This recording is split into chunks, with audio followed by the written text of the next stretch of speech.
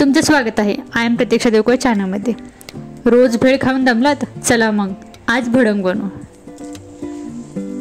यासाठी लागणार साहित्य हे चुरमुरे तुम्हाला जेवढे पाहिजेत, थोडे शेंगदाणे, त्यानंतर कढीपत्ता, थोडंसं मीठ, हिंग, हळद, मोहरी, जिरे, त्याचबरोबर लसूण म्हणजे लसणाच्या पाकळ्या, मीठ, नंतर लाल मिरची पावडर आणि हे डाळ आणि कढीपत्ता, त्याचबरोबर पिठी साखर आणि खोबरं हे ऑप्शनल आहे, तुम्हाला टाकू वाटले तर टाकू शकता। त्याचबरोबर आपण गॅस पेटवून त्यावर तुम्हाला जे भांडे भाजता येईल चुरमुरे ते घ्यायचे आणि त्याच्यामध्ये चुरमुरे टाकून त्याला व्यवस्थित भाजून घ्यावेत। जोपर्यंत ते कुरकुरीत होत नाहीत तोपर्यंत हळूवार त्याला हलवत राहायचं आणि करपतात खाली, त्याच्यामुळे नेहमी सारखे हलवत राहायचं, लक्ष ठेवायचं त्याच्यावरती। आणि घरच्या घरीच आपण हे मॅक्झिमम 10 मिनिटांमध्ये बनवू शकतो आणि अधूनमधून चेक करायचं की ते कुरकुरीत झालेत की नाही। तर अशा प्रकारे जर कुरकुरीत झाले तर त्याला आपण एका प्लेटमध्ये किंवा ताटामध्ये काढून घ्यावेत। बघा हे असे कुरकुरीत छान झालेत। त्यानंतर त्याच पातेल्यामध्ये तेल ओतून त्यामध्ये शेंगदाणे भाजायला टाकावेत। जोपर्यंत ते लालसर थोडेसे होत नाहीत, खरपूस भाजले जात नाहीत, तोपर्यंत त्याला भाजून घ्यावे आणि त्यानंतर ते चुरमुऱ्यावरती काढून घ्यावेत।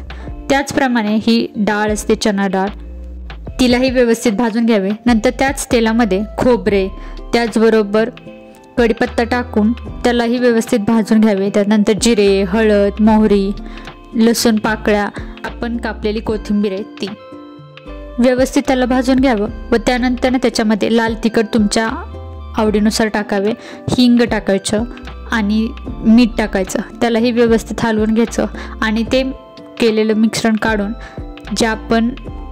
जी आपली चुरमुऱ्याची प्लेट आहे त्याच्यावरती व्यवस्थित ते सर्व काढून घ्यायचे। हे अशा प्रकारे दिसेल तुम्हाला।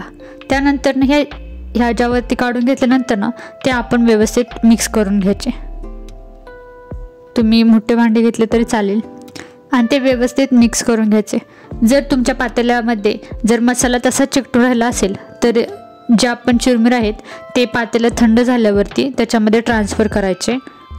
ते पातेले थंड झाले का नाही हे नीट बघायचे, नाहीतर गरम पातेल्यामध्ये केल्यावरती चुरमुरे करपू शकतात आपले। जर लाल तिखट तुम्हाला कमी वाटत असेल तर लाल तिखट थोडेफार टाकू शकता त्याच्यामध्ये। त्याचबरोबर आता आपण टाकायचे पिठी साखर त्याच्यामध्ये। पिठी साखर टाकल्यामुळे त्याला गोड अशी चव येते। मग त्याला व्यवस्थित मिक्स करायचं आणि त्यानंतर आमचूर पावडर ऑप्शनल आहे, पण टाकल्यावरती खूप छान चव लागते। मी तर टाकली आणि मला खूप छान चव लागली। तुम्हीही तुमच्याकडे जर आमचूर पावडर असेल तर तुम्ही टाकू शकता। आणि अशा प्रकारे आपला छान असा भडंग तयार झालेला आहे। मी तर टेस्ट करून बघितला आणि एकदम कुरकुरीत छान झाला होता, मला तर खूप आवडला आणि तुम्हीही ट्राय करा असाच। आणि चॅनलला लाईक, शेअर आणि सबस्क्राईब करा। बाय।